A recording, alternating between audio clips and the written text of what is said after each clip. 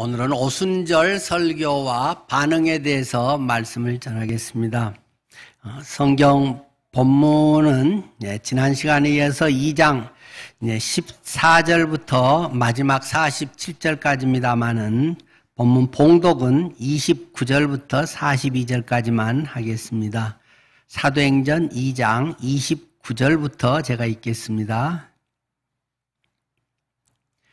형제들아, 내가 조상 다윗에 대하여 담대히 말할 수 있노니 다윗이 죽어 장사되어 그 묘가 오늘까지 우리 중에 있도다. 그는 선지자라. 하나님이 이미 맹세하사 그 자손 중에서 한 사람을 그 위에 앉게 하리라 하심을 알고 미리 본 거로 그리스도의 부활을 말하되 그가 음부에 버림이 되지 않고 그의 육신이 썩음을 당하지 아니하시리라 하더니 이 예수를 하나님이 살리신지라. 우리가 다 이 일의 증인이로다. 하나님이 오른손으로 예수를 높이시며 그가 약속하신 성령을 아버지께 받아서 너희에게 보고 듣는 이것을 부어주셨느니라. 다윗이 하늘에 올라가지 못하였으나 친히 말하여 이르되 주께서 내 주에게 말씀하시기를 내가 내 원수로 내 발등상이 되게 하기까지 너는 내 우편에 앉아 있으라 하였도다 하였으니 그런즉 이스라엘 온 집은 확실히 알지니 너희가 십자가에 못 박은 이 예수를 하나님이 주와 그리스도가 되게 하셨느니라 하니라. 그들이 이 말을 듣고 마음에 찔려 베드로와 다른 사도들에게 물어 이르되 형제들아 우리가 어찌할꼬 하거늘 베드로가 이르되 너희가 회개하여 각각 예수 그리스도의 이름으로 침례를 받고 죄 사함을 받으라. 그리하면 성령의 선물을 받으리니 이 약속은 너희와 너희 자녀와 모든 먼 데 사람 곧 주 우리 하나님이 얼마든지 부르시는 자들에게 하신 것이라 하고 또 여러 말로 확증하며 권하여 이르되 너희가 이 패역한 세대에서 구원을 받으라 하니 이 말을 받은 사람들은 침례를 받음에 이날에 신도의 수가 3,000이나 더하더라. 그들이 사도의 가르침을 받아 서로 교제하고 떡을 떼며 오로지 기도하기를 힘쓰니라. 아멘. 여러분 주변에서 저 사람 참 달라졌다. 그런 사람들을 만나보셨습니까? 아니면 여러분 자신이 남들이 저 사람 완전히 달라졌어. 저 사람 옛날에 그 사람이 아니야. 라고 혹시라도 말하십니까? 대체로 많은 경우에 이런 변화, 달라졌다고 하는 것은 상당히 충격적인 일들이 생길 때 많이 일어나곤 합니다.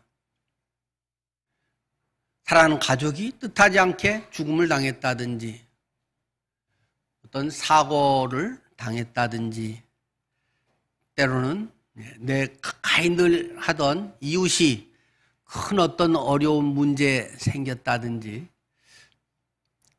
때로는 뜻밖의 어떤 엄청 좋은 일이 생겼다든지 그런 거 할 때 본인에게도 굉장히 충격으로 다가오곤 하지 않습니까?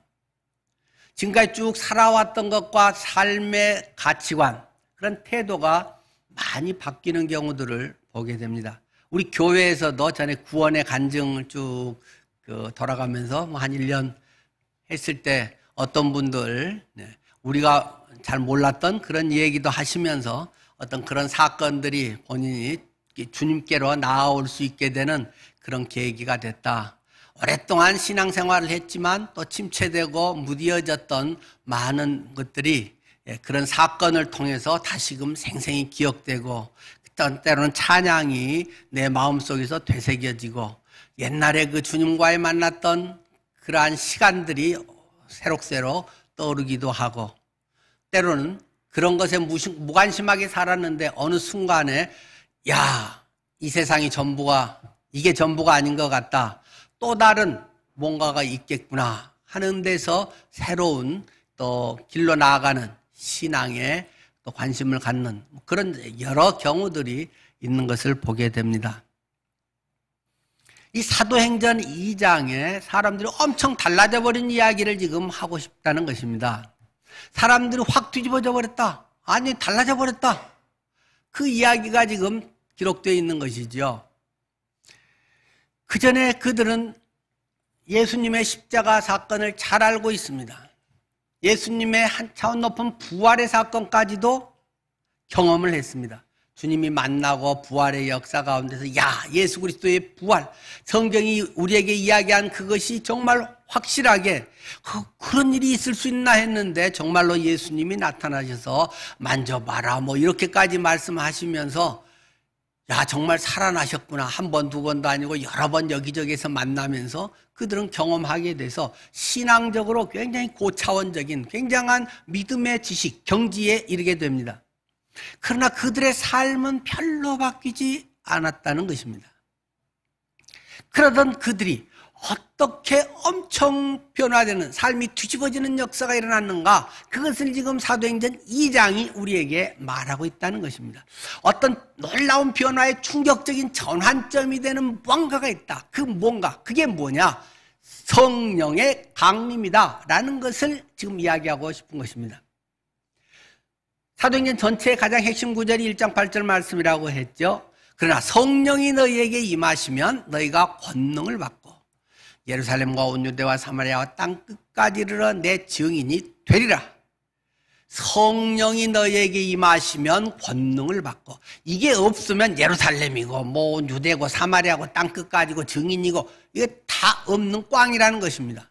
성령이 너희에게 임하시면 권능을 받고, 그런데 많은 경우 이것을 놓쳐버리고 뒤에 것만 붙들고 예루살렘에서 전도해야지, 사마리아 땅끝까지 복음을 전해야지, 이 복음 너무 중요한 것이야. 그런데 자기 자신도 별로 달라지지 않고, 자기 자신도 무기력하고, 복음의 능력도 별로 경험되지 않고, 하나님이 계신지 어떤지 마음의 평안은 있지만 실제 삶의 가치관도 달라지지 않고, 돈 쓰는 것도 똑같고, 시간 쓰는 것도 똑같고, 의지하는 것도 똑같고, 그런 아무런 변화가 없는 삶을, 예수 안 믿어도 그 정도는 살 수 있는, 예수 안 믿는 사람 중에도 더 훌륭한 사는 사람도 많은 그런 삶이 되고 만다는 것입니다.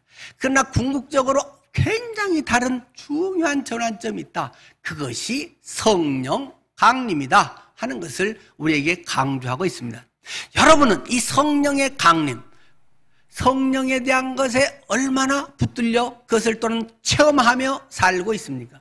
이론적으로 아는 것, 그거는 뭐 누구나 성경 하면 다 알고 성경 읽으면 다 아는 건데, 그것만 갖고는 죽은 지식이라는 것입니다. 그것만 갖고는 바리새인이 될지언정 승리하는 그리스도인과 능력이 없다라는 것입니다. 수많은 사람들이 그런 바리새인과 같은 삶, 오래될수록 기쁨과 감격과 은혜와 능력과 이런 것들을 베풀기보다는 더 고리타분해지고 더 남 정죄하기 좋아하고 더 오히려 자기의 어떤 아성을 쌓기에 급급한 종교인으로 전락하게 된다는 것입니다. 무엇이 이유냐? 성령의 충만함이 있는가가 이유라는 것입니다.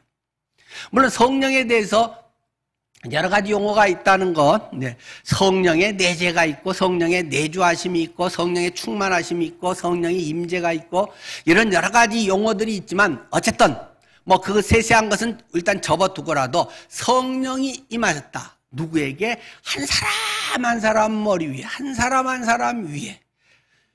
120명 거기서 기도하고 있는 마가의 다락방에서 주님의 말씀을 붙들고 간절히 사모하는 이들에게, 너희는 이곳을 떠나지 말고 내가 너희에게 약속하신 것이 임할 때까지 너희는 이곳에 있으라, 기도하라고 말하는 것을 붙들고 그들은 간절함으로, 그것을 사모함으로 말씀에 순종해서 있는 가운데 한 사람 한 사람 머리 위에 다 그것이 임하였다. 조금 더 정확한 표현으로 오늘날 충만의 관점에서는 머리 위에만이 아니라 그것이 이제는 쏙 들어와서 우리 속에, 내 삶 전체, 내 속에 있는 것이죠. 구약시대의 성령의 임하심과 신약시대의 임재하심은 상당히 다릅니다. 성령 자체는 같은 분이시지만 구약시대의 성령의 임재는 특정인에게 임합니다. 하나님의 예언을 한다든지 왕이 된다든지 제사장으로 세워진다든지 특별한 그런 때에 기름 부음을 받고 성령의 임재 가운데 예언을 하고 그러한 것들의 특정한 하나님의 사역을 위해서 부름받고 쓰이게 되는 것입니다. 또 구약시대는 제한적입니다. 범위가 제한적입니다. 어떤 사역이나 일에. 또 그것은 일시적입니다. 어느 필요한 때 그거 끝나면 그냥 성령님은 올라가시고 그냥 그 사람도 보통 사람이 되는 것입니다. 그러나 신약시대의 오순절은 완전히 다른 것입니다. 성령님은 같지만 모든 믿는 자에게 다 임한다는 것입니다. 진정으로 예수 그리스도를 나의 주인으로 영접한 사람, 그리스도가 나를 구원하셨다는 사실을 진정으로 마음에 믿고 인격적으로 그리스도를 영접한 사람에게는 모두에게 다 임한다. 그리고 그것은 한 번 임하면 영원히 떠나지 않은 영속적인 것이라고 가르쳐주고 있습니다. 한 번 임하면 내가 조금 잘못하든지 잘하든지 성령이 때로 내 안에서 근심하기는 하지만은 떠나고 아들이 됐다 안 됐다 이런 것이 아니라는 것입니다. 한 번 임하면 영원한 하나님의 자녀라는 것입니다. 오늘 베드로는 그 전과 영 다른 모습을 보여주고 있습니다. 2장 14절에 나타난 대로 베드로가 11사도와 같이 서서 소리를 높여서 이르렀다고 말하고 있습니다. 그전에는 그들이 베드로가 이렇게 막 대중에서 막 설교를 하고 용감하기 별로 그렇지 않습니다. 바로 얼마 전에만 해도 두어 달 전만 해도 피하고 도망가고 예수 모른다고 하고 부활을 경험했는데도 그것이 제대로 삶의 표현으로 덜 나타나고 그런데 사도들과 같이 일어서서 소리를 막 높였다는 것입니다. 여러분은 누구에게 소리를 높여보신 적이 있습니까? 그게 좋다 나쁘다를 떠나서 막 견딜 수 없어 지하철에서 일어나서 예수 그리스도를 믿으십시오 막 소리쳐본 적이 있습니까? 버스에서 해본 적이 있습니까? 아니면 길거리 가다가도 아니면 옆에 앉아있는 사람에게라도 큰 소리로 뭔가 해본 적이 있습니까? 꼭 그래야 더 믿음 좋다 하는 건 아닙니다. 막 견딜 수 없기 때문에 하는 것입니다. 영혼에 대한 막 예절한 간절함이 있기 때문에 막 하게 된다는 것입니다. 물론 지하철에서 하고 그런 사람들이 다 그렇진 않고 또 막 여러 가지 다른 이유로도 하고 오히려 그것이 역효과 내는 경우도 있긴 합니다. 그러나 적어도 한 번도 해보지도 않았다 하는 것은 비판할 자격도 아마 없으리라고 생각합니다. 나는 겁나서 못하고 체면 때문에 못하고 이렇게 옆 사람에게 전도지 한 장 가면서 주는 것도 잘 못하고 그러나 성령이 그들에게 임하면 충만하면 사람이 확 달라진다는 것입니다. 제가 그런 성격이 아닌데 어떻게 저렇게 됐지? 라고 막 달라진 게 생긴답니다. 영혼에 대한 그런 막 문제들이 관심이 갖고 그런 일이 된다는 거죠. 그래서 막 담대하고 확신에 찬 목소리로 막 설교를 하게 되는 것이죠. 자, 여러분 하면서 막 앞에서 이제 막 방언으로 다른 외국어로 막 하니까 사람들이 놀래 자빠졌다고 했지 않습니까? 와, 쟤들은 언어 천재네. 우리는 죽어라고 공부해야 막 영어 단어 외우고 하고 몇 년을 막 해야 영어 회화가 되고 독해력이 되고 좀 잘하고 언어 그래서 1개, 2개 정도 겨우 하는데 와, 그 사람들은 막 10개, 20개 외국어가 그냥 사람마다 다 그 나라 말로 막 점점 막 방언으로 막 나와버리고 저기 저쪽 총구석에 있는 그거 희한한 언어 같은 것도 막 나와버리고 와, 언어 천재들이 다 되어버렸다는 것입니다. 평생 죽어라고 공부해서 요만큼 하는데 그들은 막 하고 10분 만에 그 터져나와서 해결이 되어버렸다는 것입니다. 복음 전하라고. 그러니까 사람들이 야, 쟤들 정상이야. 이게 도대체 있을 수 있는 일이야? 해가면서 그들이 쟤들 미쳤나 봐. 그러니까 여러분 지금이 몇 시입니까? 지금이 아침 9시인데 어떻게 우리가 술 먹고 지금 술주정한다고 생각하십니까? 저녁 9시라면 몰라도 해가면서 이제 막 설교를 하잖아요. 여러분 이 일이 그냥 어쩌다 보니까 된 일이 아니고 이 일은 이미 여러분이 잘 알고 있는 대로 구약 성경의 요엘 선지자가 예언했던 것이 그대로 지금 성취돼서 보여지고 있는 것입니다. 요엘 선지자는 기원전 한 800년경의 사람입니다. 지금은 우리로 말하면 고려시대 정도에 살던 사람이 2022년에 김효현 목사가 늘 분교에서 막 이 본문으로 설교를 한다, 막 이런 예언을 했단 말입니다. 고려시대 때 한 예언이 지금 거의 오늘 우리 예배하는 것에서 그대로 이루어지고 있는 것입니다, 여러분. 그 이야기를 지금 하는 거죠. 근데 요엘 시대에 무슨 예언이 있었냐? 그때에 성령이 임하시면 모든 사람이 다 성령을 받는다. 모든 사람이 다 성령의 임재한 가운데 있다. 당신은 남성 우월주의였지만 남자뿐만이 아니라 여자도 똑같이 받는다. 남녀노소 상관없이, 유대인이나 이방인이나 상관없이 모두가 다 똑같이 성령의 임하심 가운데서, 모두가 다 그 성령의 역사 가운데서 변화된다. 그 이야기가 800년 전에 요엘 선지자가 했던 그 요엘서 2장에 보면 나와 있지 않습니까? 라고 베드로가 지금 설교를 하고 있다는 것입니다. 그러고 나서 이제 또 이어서 하는 것이, 여러분은 더 다윗 왕을 실감하고 있지 않습니까? 다윗이 누구입니까? 우리의 왕이지만 다윗은 선지자였습니다. 분명히 선지자라고 오늘 본문에 기록되어 있죠.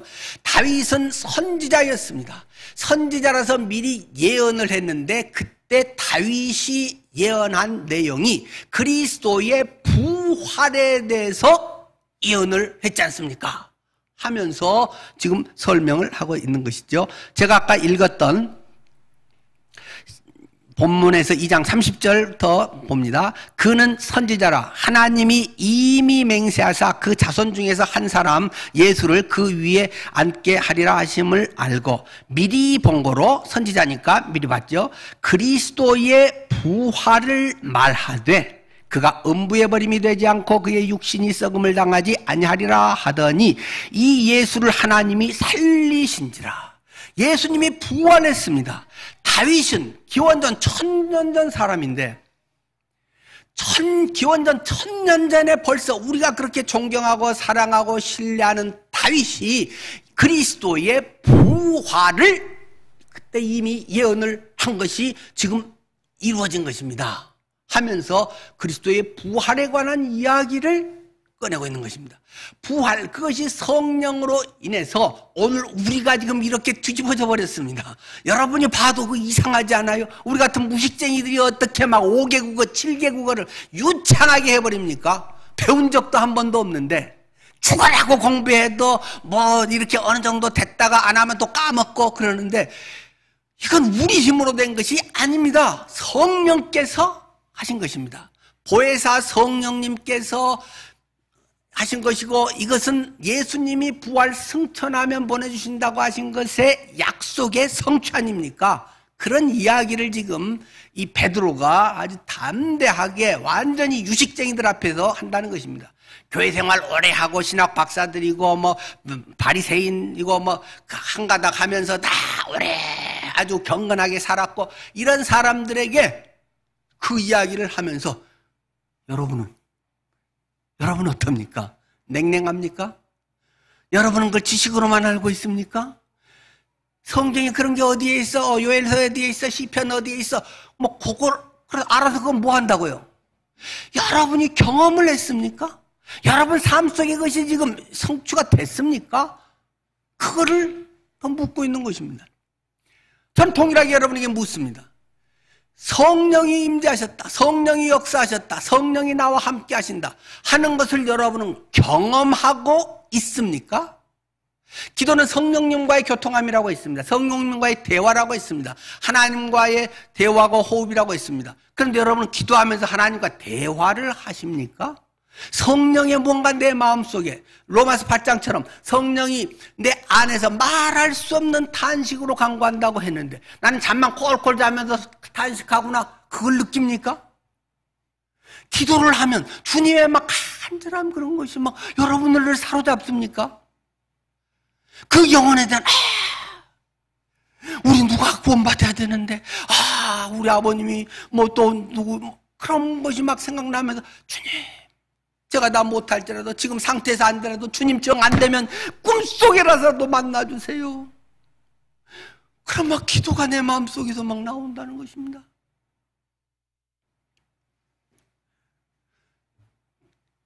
제가 오늘 전체 카톡방에 우리 지상균 집사를 위한 기도문을 올렸습니다. 아침에 일어나면서부터도 계속 그 마음이, 그 찡한 마음이 가시질 않습니다. 1년 이상 병상에서 손가락 하나 까딱 못하고 눈만 깜박깜박하면서 물어보면 알겠으면 눈 깜박해 보세요 하면 눈만 깜박이는 것이 지금 전부입니다. 1년 이상 병원에 입원해 있습니다. 근데 그가 어쨌든 입원하기 전에랑 몸이 그렇게 안 좋은데도 집에서 예배 드리라고 하는데도 할 수 있으면 예배 드리겠다고 혼자 힘으로 걷지도 못하면서 부축을 받아가면서 할 수 있는 대로 또 본당에서도 하고 싶다고 이 깊은 본당까지 부축을 받아서 내려와서 예배를 드리곤 했습니다. 그마저도 나중에 힘들 때는 중위층에 올라가서 중위층 저기에서 예배를 했습니다. 그럴 생각이 들 때도 있습니다. 또 뭐 불공평한 거 아닌가. 누구는 그렇게 예배하고 싶어서 막 그렇게 발버둥 치듯이 그렇게 힘든 상황에서 부축을 받으면서도 막 이렇게 하는데, 누구는 멀쩡하게, 누구는 건강한데 이런 데서 예배하는 것은 별 관심이 없을 때도 있고, 다른 것에 더 많은 관심과 마음이 있고. 근데 역설적이게 그렇게 사모하는 사람은 아파서 저렇게 있고, 자기 하고 싶은 대로 하는 사람들은 뭐 잘 되기도 하고, 목사로서도 이해가 잘 안 됩니다. 하나님, 성령의 능력을 더해 주십시오.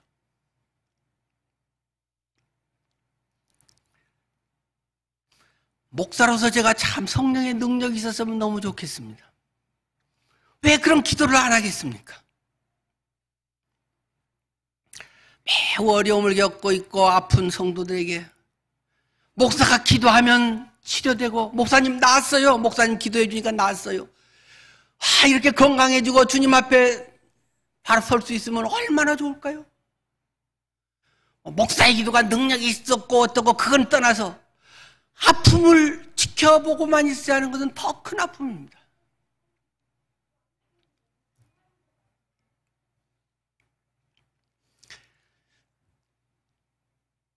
우리 지상균 집사 하나님, 이 시간 치료해 주옵소서.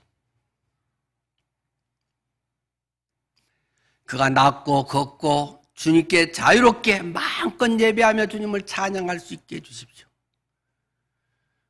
고쳐주면 그렇게 하겠다는 서원이나 뭘 바꾸고 그렇게 해서 낫고 싶다는 것이 아니라, 그렇게 하고 싶어서 그런 중에도 와서 했던 사람은 저렇게 오랜 병상 생활에 꼼짝도 못하고 있는데,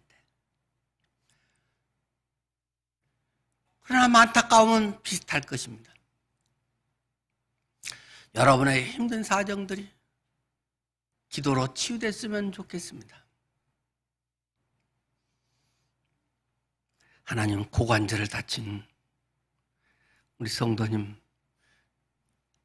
아버지 치료되게 해주십시오. 램 수면 장애로 고통당하는 딸을 치료해 주십시오. 메니에르병으로 고통당하는 딸을 치료해 주십시오.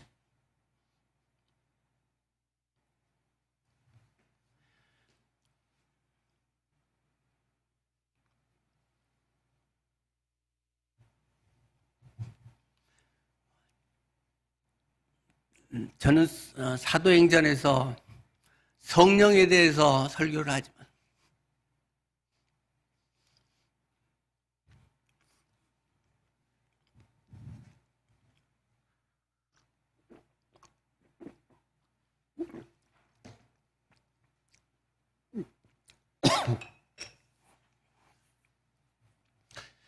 성령의 임재와 능력을 가장 사모하는 것은 제 자신입니다.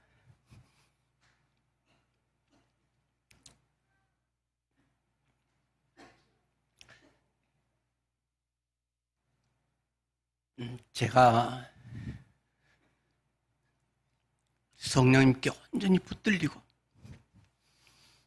그래서 저를 통해 예수 그리스도의 살아계심이 온전히 드러나고, 성도들의 고통과 얽매임과 많은 문제들이 치료되고 회복되고 주님을 영화롭게 할 수 있다면 목사로서 더 바랄 것이 뭐가 얼마나 있겠습니까?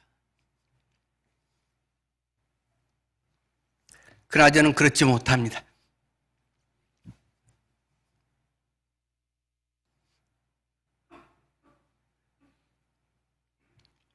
저는 목사로서 목회하면서 무기력을 수없이 느낍니다. 설교하기는 쉽습니다.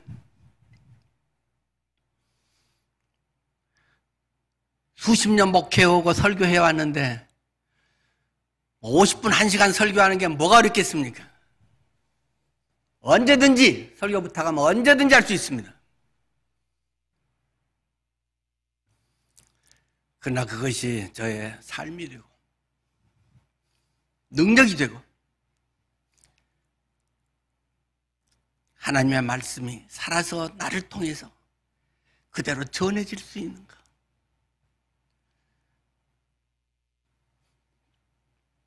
그렇지 못함을 한없이 죄송하게 하나님과 성도님들께 생각하고 있습니다. 그러나 다행인 것은 성경 본문에서도 성령의 임재, 충만함, 이런 능력이라고 하는 것이 꼭 병이 낫고 우리의 문제들이 누가 기도하고 뭐 이렇게 하면 해결되고 그것의 초점은 아니라는 사실입니다. 36절 말씀입니다. 그런즉 이스라엘 온 집은 확실히 알지니 너희가 십자가에 못 박은 이 예수를 하나님이 주와 그리스도가 되게 하셨느니라. 이게 지금 베드로가 말하고 싶어하는 초점이라고 하는 것입니다. 성령이 임재해서 어떻다는 것이냐? 도끼 방망이처럼 내가 원하는 것이 팡팡팡 다 터져서 건강하고 무병장수하고 뭐 노후가 평안하고 예수 잘 믿었더니 복 많이 받았습니다. 지금 그 얘기를 하려는 것이냐? 베드로가 말하려고 하는 요점은 너희가 십자가에 못 박은 이 예수를 하나님이 너희의 주인과 구원자, 그리스도가 되게 하려고 이 모든 것을 하신 것이다. 성령이 깨닫게 하신 것은 그것이다. 그러니까 혹시 능력은 좀 부족해도 괜찮습니다. 많으면 얼마나 좋겠습니까? 그러나 적어도 그리스도가 너의 주인인가? 그리스도가 너의 구원자인가? 이 문제가 분명해지지 않으면 다른 무슨 신앙생활이고 뭐가 직분이었다고 뭘 배우고 알고 뭐 그런 가문에서 태어났고 뭐 성경의 박사고 그럼 소용이 없는 것이라는 말입니다. 예수가 여러분의 주인이십니까? 돈을 어디다 쓰고 있냔 말입니까? 시간을 어디다 쓰는 거냔 말입니까? 몸 바쳐서 뭘 하는데 나는 살자는 것입니까? 여전히 내가 주인이고 내 하고 싶은 대로 하고 내가 안일하게 편안하게 무병장수가 내 목적이라면 예수 안 믿어도 다른 안 믿고도 더 부자 된 사람 많고 안 믿고도 건강하게 행복하게 아름답게 9988 그런 사람들 적지 않다는 것입니다. 예수 믿은 사람은 뭔가 그 자체가 목적이 그 삶의 방식도 다르다는 것입니다. 왜? 내가 주인이 아니고 예수가 주인이기 때문에 예수가 주인이라는 사실이 분명하기 때문에 그게 구원받은 것이다. 구원받은 사람은 이것도 하면 좋다가 아니라 구원받아서 거듭났기 때문에 그게 돼버렸기 때문에 구원인 것이고 그것이 점차 많이 선명하게 드러나는 것을 성화라고 성숙이라고 말하는 것일 뿐입니다. 그런데도 여전히 세속적인 가치관, 어떤 그런 것들이 계속 사로잡히고 어떤 그런 것을 자꾸 거머쥐고 있으려고 하고 그런 어떤 것이 나를 자꾸 지탱케 하는 것이 된다면 불쌍한 기독교인에 불과하다는 것입니다. 찬란한 태양빛 아래서 촛불을 들고 계속 좀 더 밝겠지 하는 것은 코미디라는 것입니다. 그리스도의 광채, 그리스도의 그 피할 수 없는 영광 앞에서 내가 가진 것, 내가 뭐 좀 자존심 세우려는 내세운 거는 웃기는 것이란 말입니다. 빛을 모르기 때문에 등불이도 비친다고 착각하고 있는 것이란 말입니다. 내가 지금 짝퉁 무슨 명품 가방을 갖고 있는데 저게 진짜 명품 가방을 갖고 온 사람이 있으면 그 앞에서 막 폼되겠어요? 슬쩍 이렇게 뒤로 돌리면서 그거 없는 척하고 그렇게 가려고 하지 않습니까? 짝퉁 갖고 있는 사람이 진품 앞에서는 기죽잖아요. 진품인 실체인 예수 그리스도 그분이 있는데 짝퉁 세상적인 거 뭐 이렇게 해서 폼재고 어쩌고 알아주고 인간적인 것에서 나온 것들은 다 빨리 화장실에서 넣고 물 내려버려야 된다는 것입니다. 그것이 너무 크기 때문에 왜 못 그러는 건가요? 그 빛이 얼마나 크고 그 명품이 얼마나 진짜 가치 있는 그것이 한정판인지를 모르기 때문에 그러는 것입니다. 이것도 있고 이것도 좀 더 좋지 진짜를 제대로 모르기 때문에 그런 소리가 나온다는 것입니다. 사도 바울은 그래서 내가 그리스도 예수 십자가 외에는 알지 아니하기로 작정하였노라. 옛날에 많이 배우고 뭐가 있고 나를 지탱해줬던 것들이 뭐 된 줄 알았는데 알아가면 갈수록 야 그거 웃기는 거네. 그 상대도 안 되는 걸 내가 그걸 갖고 뭐 좀 되는 줄로 착각했네. 자신이 엄청 창피해졌다는 것입니다. 여러분의 가치관은 여러분의 삶에서 추구하고자 하는 것은 무엇일까요? 예수 그리스도 그분은 나의 주인님입니다. 주인님은 내가 기분 나쁠까요? 감정은 나쁘지만 그게 오래 갈까요? 주인이 괜찮다는데 용서하라는데 너그러우라는데 베풀라는데 선으로 악을 이기라는데 주인이 그러는데 나는 내 자존심이 난 기분 나빠요. 자존심 상해요. 나는 오래가요. 성격이 원래 그래요. 그 말도 안 되는 그런 것들로 심리학 상담학 어떤 그런 수준으로 계속 붙들고 있다는 것입니다. 예수 그리스도가 정말로 구세주인가? 구원자인가? 나의 죄의 문제를 완전히 해결해버렸는가? 나의 열등감 문제도 처리되어버렸는가? 부활로 말미암아 나는 그 안에서 완전히 거듭나버렸는가? 하나님 자녀가 새롭게 되고 나는 이제는 고아가 아니라 거지가 아니라 이제는 하나님의 자녀로는 하나님 나라의 왕자 공주가 되어버렸는가? 하나님은 신분증을 딱 주민등록증을 줬는데 계속 거지같이 산다는 것입니다. 계속 뭘 더 주세요, 알아주세요, 뭐 이러고 계속 산다는 것입니다. 예수 그리스도가 죽으신 것은 성령이 우리에게 깨닫게 하신 것은 그리스도가 주인님이야. 네가 주인 아니야. 그리스도가 구원자야. 다 해결해버렸어 하는 것을 말하려는 것이 성령의 임재의 굉장히 중요한 핵심이라고 하는 것입니다. 그렇게 했더니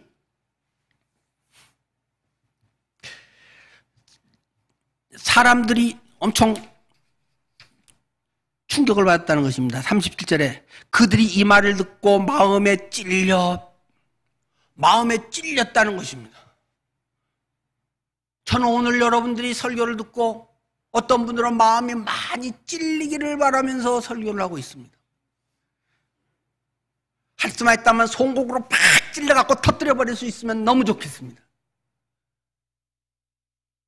완악해진 마음, 길가와 같은 마음, 늘 알고 늘 뻔한 거고 맨날 듣는 설교고 별로 새롭지가 않습니다. 달라지질 않습니다. 제가 설교하면서 굉장히 원색적인 단어를 많이 씁니다. 방금도 송곳으로 팍 찔러서 터뜨려봤으면 좋겠다. 굉장히 강단에서 그런 표현이 저게 맞을까요? 고상할까요 그게? 아니라는 건 너무 잘 알고 있습니다. 제가 고상한 단어를 모를까요?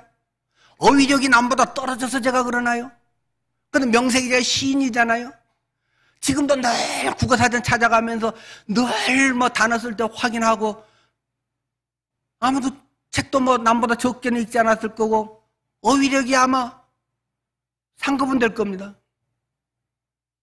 근데 왜 그런 소리를 자꾸 하나요?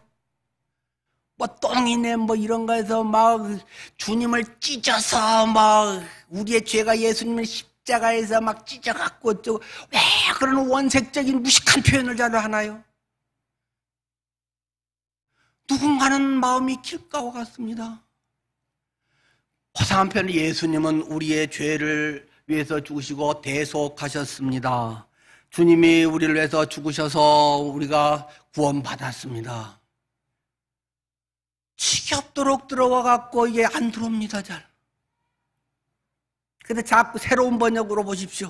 자꾸 다른 번역을 해서 자꾸 이것을 그런 말이 있었어? 이게 그런 뜻이야? 자꾸 20번, 30번 이렇게 보면 똑같은 것으로만 보면 그게 너무 이게 박혀있기 때문에 그냥 외우는 구절들도 많기 때문에 그냥 줄줄 넘어갑니다. 줄줄 안 넘어가기 위해서 새로운 번역을 자꾸 보기도 하는 것입니다. 이런 말이었어? 이게 맞나? 아닌 것 같은데? 그래서 확인도 해보고 그렇게도 할 수 있네. 번역은 굉장히 신중한 거기 때문에 틀리지 않습니다. 다르게 이런 표현들 많이 되지만 다른 어느 주석보다도 다른 성경 번역은 굉장히 정선된 것입니다. 늘 이야기하신 문학에서도 늘 시도하는 것은 낯설기 기법. 저는 이 낯설기 기법으로 설교를 하려고 지금 애를 쓰고 있는 것입니다. 왜? 무디어져 가니까 자꾸. 좋은 말로, 점잖은 말로, 고상하게 이렇게 하고 하면, 그렇지, 아멘 하고, 나갈 때는 기억도 안 나요. 나갈 때는 똑같이 살아요. 그럼 예배 뭐 하러 왔지? 예수 믿는 사람인가? 원래 예수 믿어도 그런 거야? 그런 건가? 그걸 깨뜨리고 싶어서 발버둥을 치고 있는 것입니다. 그들이 이 말을 듣고 마음에 찔려. 저는 오늘 이 설교가 여러분의 찔림이 되는 설교가 되기를 바라고 있다는 것입니다. 물론 잘하고 있는 분들은 찔릴 필요 없지요. 잘하고 있는 분들은 위로가 되고 치료가 될 수 있을 것입니다. 근데 잘 못하는데도 나는 그래도 뭐 꼭 잘한다고는 할 수 없지만 중간은데 라는 이런 바리새인, 이런 교만한 사람들, 중간은데 하면서도 은근히 남보다는 조금 나아라고 하는 이 아주 교묘한 그리스도인들, 이 사람들을 향해서 저는 지금 찌르고 있는 것입니다. 이런 사이비들, 이 가짜 짝퉁 그리스도인들, 자기의 영적 상태가 바닥인데 사실은 주님은 볼 때 내가 너를 도무지 알지 못한다. 불법을 행하는 자들아 내게서 떠나가라. 그 주님은 이야기하면서 그 회개할 수 없는 마음, 마음에 감동도 없는 마음, 긍휼히 여기는 마음도 별로 없는 마음, 판단하기를 좋아하고 자기 기본 것만 딱 하고는 그것으로 된 것처럼 남들은 왜 이것도 안 해 하는 어떤 그런 아주 교만한 마음들, 이 완악한 마음들을 깨부셔야 되기 때문에 성령께서 그것을 깨뜨리게 하시고, 물론 제가 강하게 한다고 깨지는 건 아니죠. 성령께서 역사해 주셔야 됩니다. 내가 교만 덩어리구나, 내가 바리새인이네, 그걸 조금이라도 알 수 있으면 얼마나 다행입니까? 모르다가 평생 괜찮은 줄 알고 했는데 지옥 가버렸네. 그때 담임 목사가 누구야? 김효연 목사였는데요. 그럼 목회 뭐 한 거야? 하나님 앞에 혼날까봐 저는 그러고 있는 것입니다.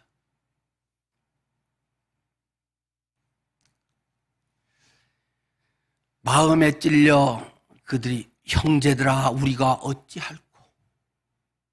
그럼 어떻게 해야 되지? 나는 괜찮은 줄 알았는데 어떻게 해야 되지? 하고 속에서 탄식이 나왔다는 것입니다. 여러분은 잘하고 있어서 탄식할 거리가 없을까요?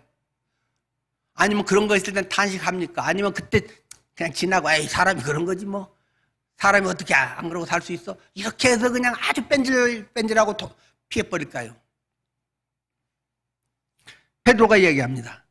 너희가 회개하여 각각 예수 그리스도의 이름으로 침례를 받고 죄 사함을 받으라. 그리하면 성령을 선물로 받으리라. 회개하라. 지금까지 사는 거니 그따위로 살지 마라. 돌이켜라. 지금까지 돈 쓴 것처럼 돈 쓰지 말아라.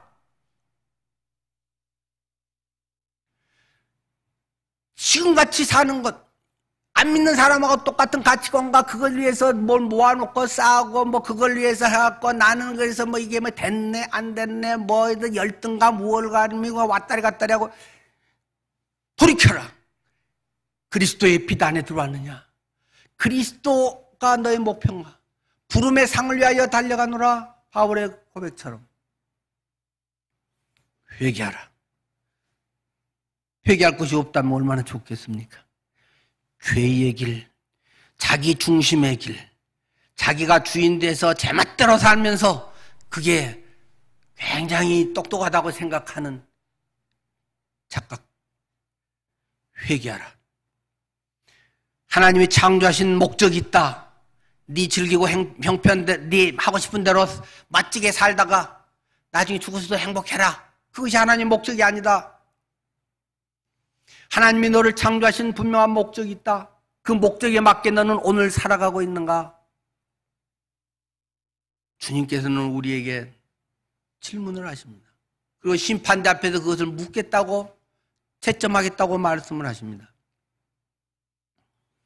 그래서 예수 그리스도 이름으로 침례를 받고 죄 사함을 받으라.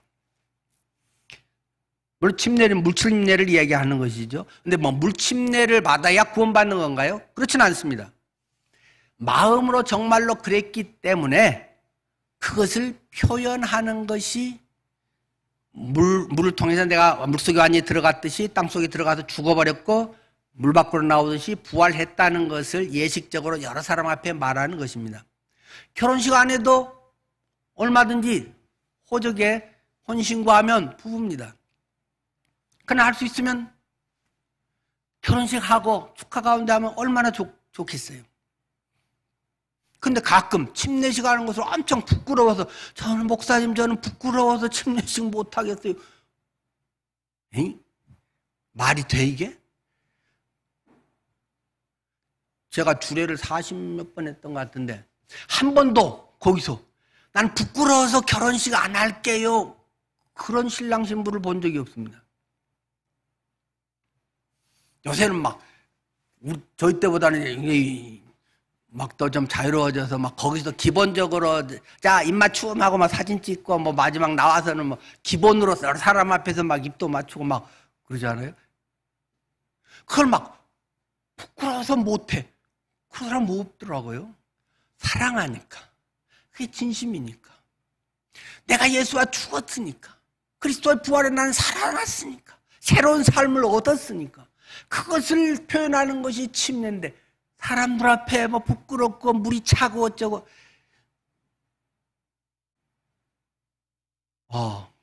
주님을 영접 안 했구나. 안 하니까 그런 거지. 사랑 안 하구나. 근데 막 결혼식 하라고 하면 얼마나 스트레스겠나. 그런 생각이 듭니다. 마음에서 진정으로 예수 그리스도를 영접한 것이 표현되는 것이 이제 물침례인 거고. 그랬을 때 여러분 저는 여러분의 가족입니다. 저는 결혼했습니다. 누구의 뭐 배우자입니다. 우리 뭐 시댁이 어떠고 뭐 친정이 어떠고 이야기할 수 있는 거 아니겠습니까? 그래서 얼마나 자유로워지겠나요? 그리하면 성령을 선물로 받으리라고 말씀합니다. 성령이 주님은 갚버리고 이제 네 혼자 알아서 이제 그 정도 내가 자녀 삼아 줬다고 이제 신분증 줬다. 그러면 네 혼자 이제 알아서 잘해봐라. 그리고 만약에 끝나버린다면 얼마나 난감하겠습니까? 우리가 무슨 힘으로 합니까?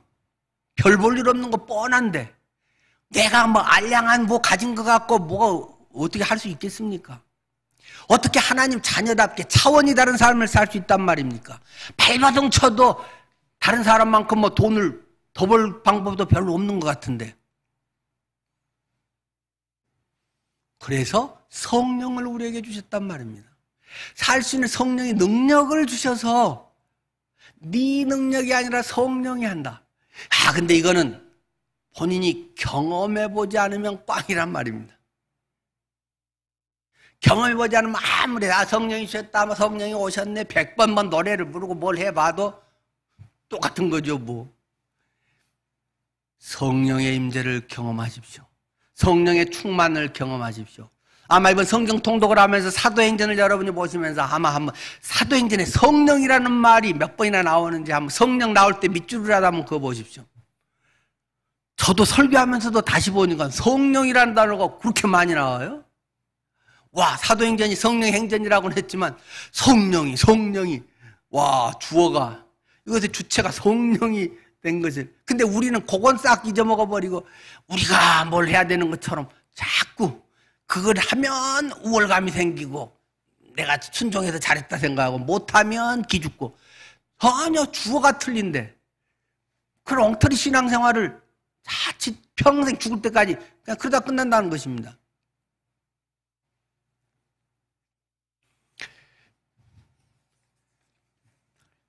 그렇게 해서 교회가 탄생이 됐다.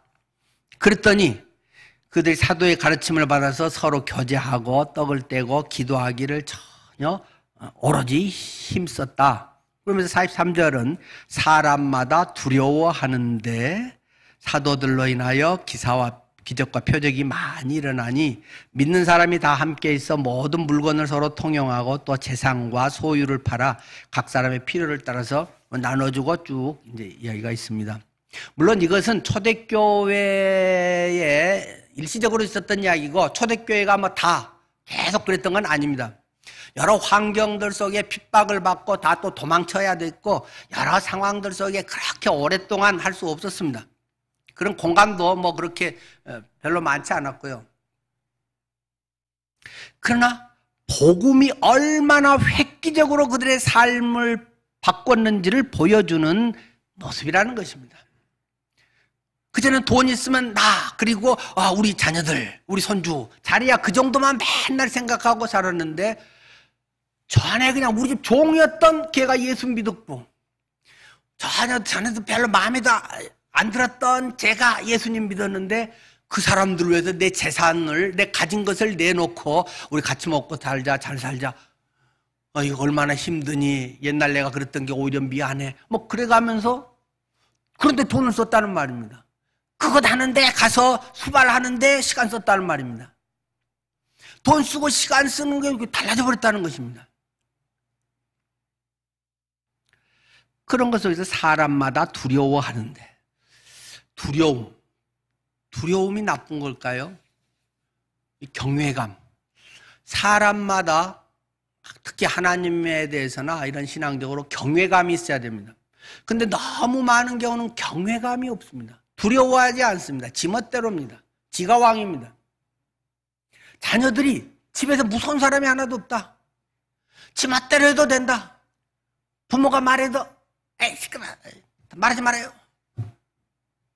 부모들이 눈치를 살살 보고 얘들에게 말도 못한다. 그럼 콩가루 집안이 되어버린다는 것입니다. 부모를 무서워할 줄 알아야 됩니다. 어른들을 무서워하고 때로는 마음에 안 드는 것도 귀담아 들으려고 하는 자세도 필요하고 사람들이 그런데 부모야 뭐 약점도 많고 또 지식도 뭐 요즘 같은 시대에 뭐 인터넷보다 떨어지고 그러니까 뭐 말 좀 덜 들을 수도 있겠지만 하나님을 두려워하는 게 별로 없다는 것입니다. 말은 하나님은 전지전능하여서 우리의 모든 것을 다 알고 계십니다. 보고 계십니다. 하나님이 뻔히 시퍼렇게 눈 뜨고 보고 있는데 못된 짓을 한다는 것입니다.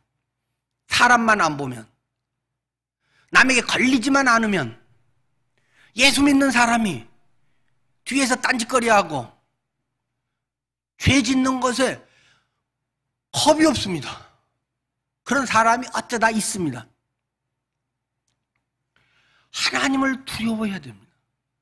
하나님이 지금 이걸 보고 있구나. 내 마음 속까지도 지금 MRI를 찍고 있구나. 그렇게 하면 마음에 나쁜 생각이 살짝 들었다가도 아이고 하나님 용서해 주세요. 한 10분 안에 그렇게 되는 거 아닐까요?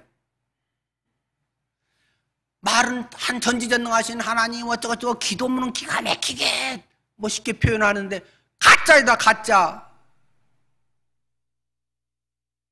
다른 거 다 몰라도 하나님이 나를 다 보고 알고 계신다라는 것 하나만 알아도 우리의 삶은 완전히 달라지지 않겠어요? 물론 다 가짜겠어요. 또 일부 그런 사람이 있을 수 있겠다 싶습니다. 근데 내가 그런 사람이 혹시 된다면 얼마나 불쌍한 크리스찬이 될까요? 복음은 어쨌든 이렇게 엄청난 변화를 줍니다. 복음은 삶입니다. 복음은 교리나 지식이나 뭐 맞고 틀리고 따지는 그런 바리새인의 일이 아니라 돈 쓰고 시간 쓰는 것 속에서 예수 그리스도가 어떤 분인지, 그리스도의 복음이 얼마나 중요한지, 영혼에 대한 것이 얼마나 가치 있는 일인지를 드러내는 것이 복음의 일이고 성령이 하시는 일이고, 그것이 그리스도인의, 그렇게 하면 맨날 손해만 보는 것 같고 무슨 재미로 살아 하는데 안 해봐서 그렇지 그게 엄청 행복하다는 것입니다. 주는 기쁨이 받는 기쁨보다 훨씬 크다는 것입니다. 누구한테 선물 주는 것이 훨씬 기쁘지 않습니까? 받는 것도 고맙지만 좀 짐이 되지 않습니까? 누구에게 막 해줄 수 있는 것, 야 어려워하는데 지금 내가 돈 있어서 아이고 요새 힘들지 하고 내가 통장에 1,000만 원 넣었어. 그 1,000만 원을 줄 수 있는 것 주고 나서 얼마나 행복한가요? 막 그건 엄청 기쁘잖아요. 막 내가 그 고민하고 그분이 막 그것 때문에 계속 고통 들어왔는데, 와, 내가 다행히 조금 여유 있게 또는 그때를 위해서 모아왔던 것을 딱 줄 수 있었다는 것. 그래서 그분이 하나님이 내 기도를 들으셨구나. 하나님이 나의 형편을 아시고 또 저런 마음을 감동해서 이렇게 했구나. 나도 그렇게 앞으로 해야지. 그러면서 서로의 이런 것이 될 수 있다면 주는 기쁨이 훨씬 기쁜 거 아닌가요? 이렇게 돈 퍼주고 시간 퍼주고 이렇게 해서 초대교회는 됐다는 것입니다. 근데 굉장히 중요한 것은 자원에서 각자 자기가 좋아서 한 거지, 누가 시켜서 목사님이 조를 짜갖고 그러거나 그리스도인은 그렇게 해야 됩니다 여러분 뭐 하면서 누구 얼마 했습니다 하고 또 누구는 얼마 할래요 막 경쟁시키고 이런 못된 짓 하지 말고 자원에서 막 하고 싶어져 갖고 내 할 일 뭐 없을까요? 막 그러고 싶어지는 게 복음의 능력이고 획기적인 변화라는 것입니다. 그런데 그거 아니고 야, 네 있으면서 형제 어려운데 네만 잘 먹고 살래? 그게 그리스도인이야? 내놔. 그거는 공산주의라는 것입니다. 뺏어가지고 원리는 좋지만 같이 잘 먹어야지 누구는 굶어 죽냐? 퍼주면서 내놔 빨리 내놔 이거 뭐 그래갖고 아니면 막 뺏어가고 쫓아내고 막 이러면 공산주의 나쁜 거죠. 자원해서 막 하고 싶은 할 수 있는 여러분이 되기를 축원합니다. 베드로의 오순절 설교와 그 사람들의 반응, 이것이 여러분의 반응이 되기를 축원합니다. 기도하겠습니다.